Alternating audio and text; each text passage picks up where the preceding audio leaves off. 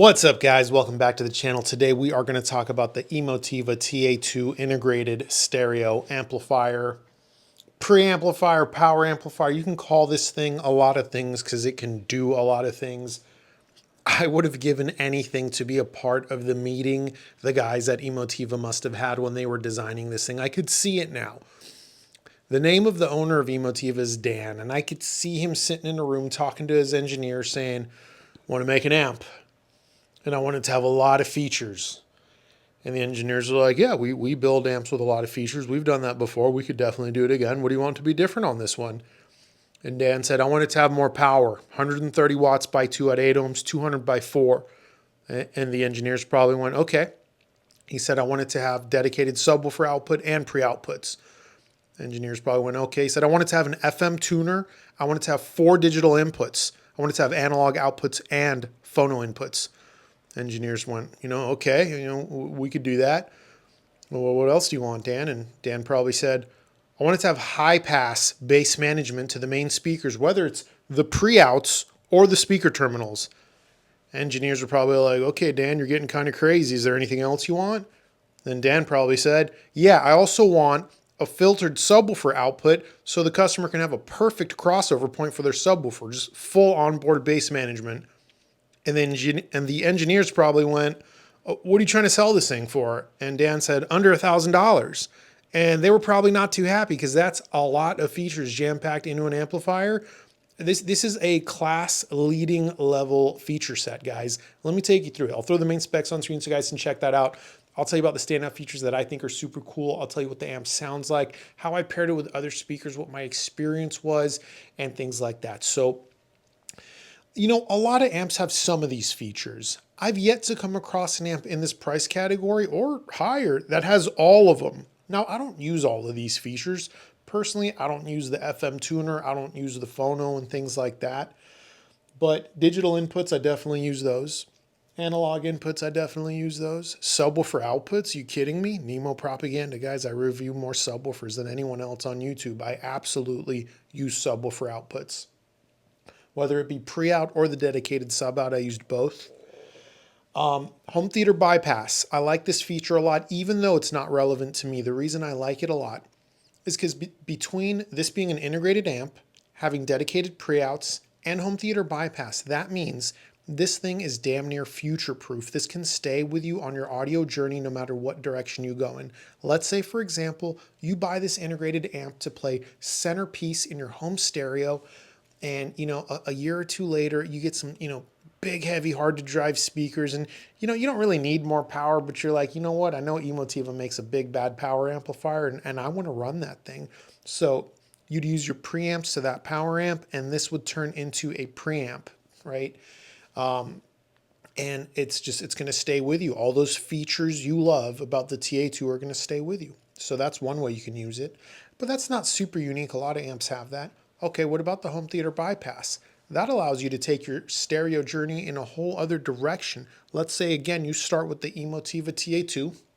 6 months, 9 months, a year, 2 years later, who knows? People's tastes change. You go, "I don't care about stereo too much. I want a theater rig now.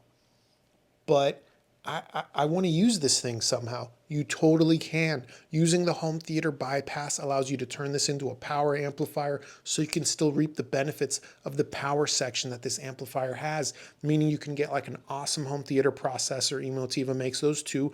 And this can serve as a 2-channel power amplifier for your main left and right speakers. So whether you go deeper into the stereo hobby or move away altogether and go towards the theater direction, the TA2 can still be used in either system, and I love that it's future-proof in that way.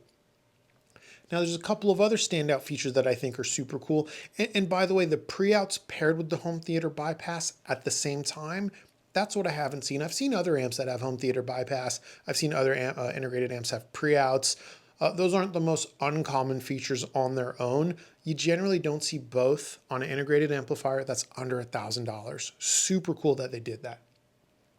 But the one I really love is the onboard bass management. Guys, listen, if you like bass, if you like subwoofers, You're going to love this. This is an absolute game changer. I want to see this on more amplifiers. I don't know why other people don't add this to their amplifiers. It is such a game changer. It is such a quality of life improvement. I don't care what subwoofer you have. Setting up a subwoofer with the TA2, dummy proof. 5 minutes or less, anyone can do it. Perfect crossover point. Because what you can do is set your main speakers to high pass. This setting here, this section, you're going to turn that switch on, and that's going to filter your pre-outs or your speaker terminals, right? So whether you're running a power amp or you're running your speakers off the TA2's built-in integrated amp, it's going to turn on the filter, and you're going to set it between 40 and 200 hertz. I'd recommend 40, 50, 60 hertz. I like my subwoofer crossovers low. So let's say you do 50 hertz, you're going to turn that knob just a little bit. So you're crossing over your main speakers at 50 hertz. That means any frequency below 50 hertz is not going to go to your main speakers. This is going to allow them to play louder, be more open, and more effortless, especially if they're on the more affordable side. More affordable speakers generally don't love producing tons of bass, and small speakers don't love producing tons of bass, especially at super loud volumes. That doesn't mean they can't, and there certainly are speakers, small ones even, that are absolute bass monsters. I'm speaking generally, of course. So we cut out some of that 50 hertz and below information at a 12 decibel slope from the main speakers. And again, that's whether you're using the pre-out or the speaker terminals. Then we're going to hop over to this next gray section, your sub output. You're going to do the same thing. You're going to turn that switch on. You're going to turn that frequency knob between 40 and 200 hertz. Again, I'd recommend 40, 50, or 60. But whatever you set the high pass to frequency-wise, you want to set the low pass to that same frequency. And what that's going to do is send the remaining frequencies to your subwoofer. So you've got a perfect crossover point at a 12 dB slope. It's going to be so easy to set up a subwoofer, guys. I'm telling you, anyone can do it. It's going to integrate so much better. It's going to sound super clean. Now look, just so we're clear, if you're really good at setting up subwoofers, like me, for example, I've set up over 100 subwoofers. I can dial in subs pretty quick. I've got years and years of experience doing this. I've got a ton of data points. But even me, sometimes, sometimes quick. Sometimes I could do it in 5 or 10 minutes. Sometimes it takes me about an hour. It just kind of depends. With the Emotiva TA2, I don't care. It doesn't matter what subwoofer it is. I can set it up 5 minutes or less. Now, some subwoofers have such a setting built in. They're generally very expensive. Let me give you an example. The KEF KC62 has a way to set up the subwoofer like this. So if your amp doesn't have these kinds of settings, you can do it with the KEF KC62 alone. That subwoofer is $1,500. The other subwoofer I know of that I have here actually that can do that is the JL Audio E sub, the E110 or the E112. Those are well north of $2,200 subwoofers. So to see that same feature in an integrated amp, love that. I think that is so awesome. Let me tell you what the amp sounds like, because so far I've told you about these amazing features that I love, that I feel are game changers, that I feel make the amp future proof, that I feel make the amp super easy to recommend. But if it doesn't sound good, it doesn't matter, right? So let's get into the sound. Look, this is an Emotiva amplifier. Emotiva does have a house sound, and it's a good one. I like it. It's going to lean more towards the analytical side of things from top to bottom, meaning we've got a top end that's going to be on the open side. It's going to be on the forward side of neutral. Treble is going to be mostly effortless and fairly refined for the money. Whether you're listening to rock music, electronic music, or anything in between, the Emotiva TA2 is not going to be too picky with music. Now, if you're listening to the, real, what would you call it? Kind of like that low-grade garage metal, early metal tracks. Those were recorded really poorly. Guys, those kinds of recordings are never going to sound good. I don't care what you got. Japanese rock is another great example. A lot of older Japanese rock really had that garage sound. It's always going to be rough on the ears. But most music is going to sound fantastic through the TA2, especially in the treble region. Again, slight forward side of neutral, very effortless, very open, good amount of detail, sparkle, and snap. Moving down to the mid-range, this amp leans on the cool side of neutral. That means it's going to be open and expansive. You're looking for a warm, luscious, thick, juicy sound. That is not the Emotiva sound. That's not what Emotiva does. They lean more on the analytical side of things, much like Focal does with their speakers. So if you're familiar with the Focal sound in their speakers, that's kind of similar to the Emotiva sound with amplifiers. So I like a cool or thin mid-range because it leads to a more like open and expansive sound and sound stage. Its stage is very large, whether that's width or height. So I appreciate that. And for those of you that are like, I love everything you've said so far, Nemo, but I don't want a cool mid-range, I want a warm mid-range, no problem. Add a R2R DAC like the Aries 2. That is a fantastic pairing to any amp that is going to be leaning on the cool analytical side because it's not going to change the nature of the amp dramatically, but it's going to richen up that mid-range just enough.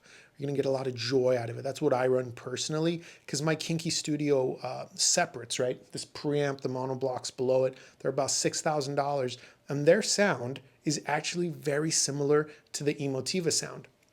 My Kinky Studio separates, they also lean, slightly forward side of neutral in the treble region, open, expansive, good clarity, good snap, good detail. The mid-range, also like Emotiva, is going to be a little bit thin, a little bit cool. So I choose to use Aries 2 DAC. I think it's a match made in heaven. And that's not just for the Kinky Studio. I use my Aries 2 with the Emotiva also, and I loved it. I thought it was a real good pairing. And I also used that Aries 2 DAC when I reviewed the TA1 integrated amplifier, and I also found it to be a good pairing there. I've actually owned many Emotiva amps throughout the years. I started with the Mini X. I later got the Flex. If you blinked for even a second, you probably don't even know which one the Flex is. It was only around for a couple of months. Later, I got the TA100. Then I got the TA1 as a review sample, and now I got my hands on the TA2. So, been a lot of fun. Moving down to the bass region, Emotiva bass is always confident and strong and powerful. I'd say it's right on par with what you would expect around this price point as far as clarity, note-to-note distinction, precision, transient response, things like that. I didn't find it lacking in any way. The bass was very good. Again, the Emotiva bass is not so boosted that it's going to sound unnatural. It's strong in a way that is confident sounding. So I like that a lot. And that's whether you're running off the speaker terminals or your signal to your subwoofer. The signal to the subwoofer is very strong. In fact, when I switched from my Kinky setup to the Emotiva setup, or the Hagel H190 to the Emotiva, I would have to turn my subs down a little bit because that RCA signal is very strong on the Emotiva TA2, and I like that a lot. So that's what the amp sounds like. I tried it with a bunch of different speakers. Let me take you through that, and then we'll wrap up the video. And I know some of you guys probably want to see comparisons. How does it compare to other amps? That's a little bit difficult because I don't know of any other amps that give you this feature set or even close for the money. There's the Bucard i150. That doesn't have the same feature set. It's slightly different. It's got a lot of features, don't get me wrong. The Bucard i150 is a very full-featured amplifier, but it's 2.5 times the price. I don't think it makes sense to do that comparison. And tonally, actually, they're very similar. But that's another story. So yeah, there's not really going to be any comparisons here. Maybe a couple. We'll see. We'll see. So first, I use the Emotiva TA2 with one of the hardest to drive speakers I have here, the CSS Crichton 1TDs. That's a fantastic speaker, absolute gem of a speaker for the money. Very strong, very powerful bass, very difficult to drive, however. But let me tell you guys, if you've had your eye on the CSS Crichton 1TD, the CSS Crichton 1TD, Emotiva TA2 combination, absolute match made in heaven. The Crichton 1TD is a little bit dark in the treble. The Emotiva being a little bit forward in the treble helps open up that top end, give it a little bit more sparkle, which it really needs. The mid-range of the CSS Crichton 1TD is very rich, very warm, very luscious. The Emotiva TA2 being a little bit on the cool side, thin side. Together, they sound absolutely fantastic. The bass on the Crichton 1TD is extremely powerful. It's one of the most bass confident small speakers I've ever heard. The Emotiva TA2 has plenty of power to drive that bass and control that bass with good accuracy, good note-to-note distinction, and sustained output. Songs like Unstoppable by Troy Boy have like strong sustained bass. The Emotiva TA2 was able to deliver on the CSS Crichton 1TDs effortlessly and without any issue. So again, that was an absolute match made in heaven. Next, let's say the 1TDs are a little bit too expensive. Okay, another fantastic pairing was the Hecko Aurora 300 with the Emotiva TA2. The Hecko Aurora 300 have a similar sound to the CSS Crichton 1TD. Dark side of neutral in the top end, warm, rich, and luscious in the mid-range, strong bass down low. So again, perfect match with the Emotiva TA2. Again, if the Crichtons are too expensive, the Hecko Aurora 300 and Emotiva TA2, big time winning combination at a very reasonable price. Let's say you got a couple more dollars though. You're like, the Crichtons sound cool, the Hecko Aurora sound cool, but I got a couple more dollars. I want something nicer. What about Bucart Audio? They make nice stuff, right? Yes, they do. And the Bucart P300 and Emotiva TA2, again, very, very good pairing. It was a fantastic match. The Bucart P300 treble, it's not on the dark side of neutral like those other two speakers I mentioned, but with the Emotiva TA2 and Bucart P300 together, we're doubling down on a little bit more energy in the treble. I wouldn't say energy in the treble region. I would say detail, openness, expansiveness. Well, hold on. Let me remember the P300 because I'm thinking about the S400 a little bit right now. I got a little bit mixed up. These videos are live and unscripted, guys. Give me a second. No, the P300 top end, I did feel it was a little bit closed off compared to the S400 Mark II, actually. Yes, so with the Emotiva TA2, that's why I like the combination so much. Sorry, guys. When I review amps, I listen to them with so many speakers. It's hard sometimes to remember everything with every single speaker correctly, especially when the two speakers look very similar. So I apologize for that mistake. So the Bucart P300, great speaker for about 1,400 bucks or so, but I felt the top end needed to be opened up a little bit. The TA2 did that fairly well. Now, just so we're clear, it doesn't change the tonal character of the speaker. It's not going to take a dark speaker and make it sound like a freaking Focal, right? It's a little bit.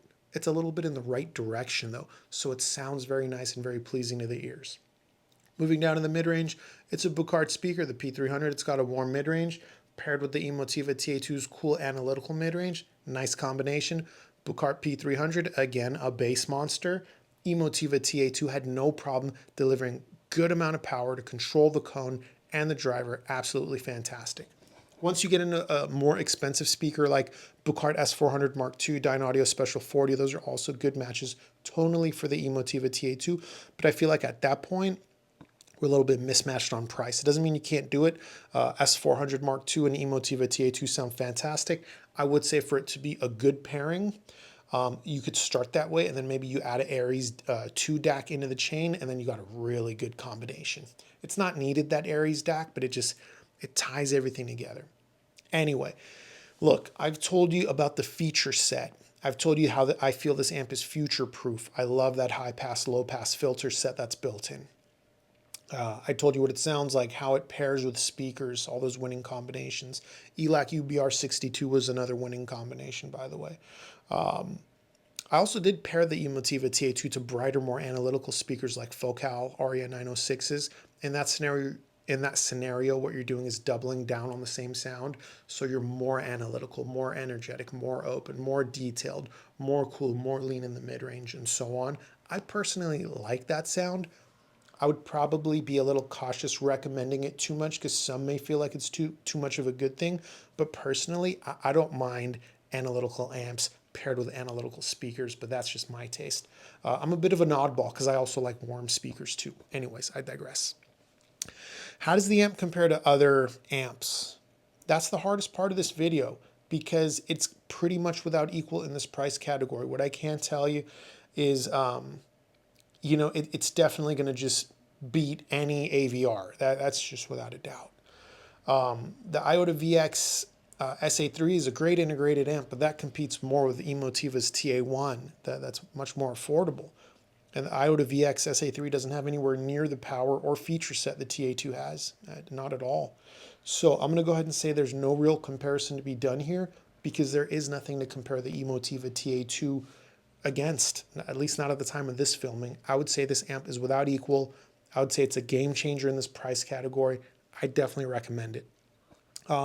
Lastly, anytime I review an Emotiva amplifier or actually any amplifier that has a built-in fan, people always ask me if there was fan noise.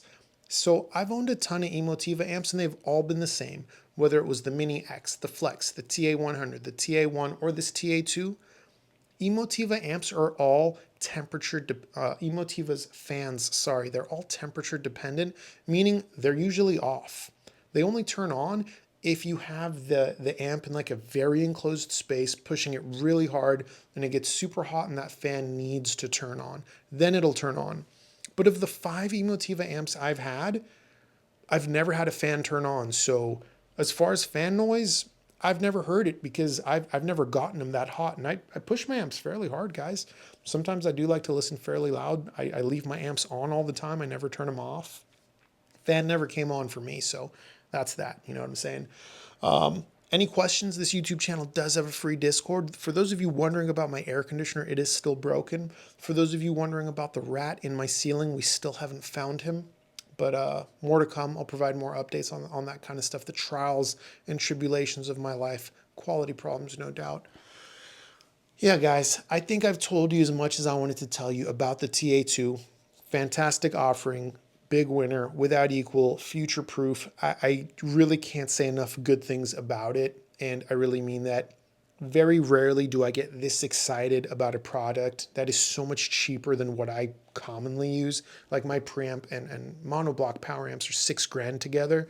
That's what I use. So to step down to something that's $1,000 or less and review that and still be super excited and pumped about it means it's pretty good in my book.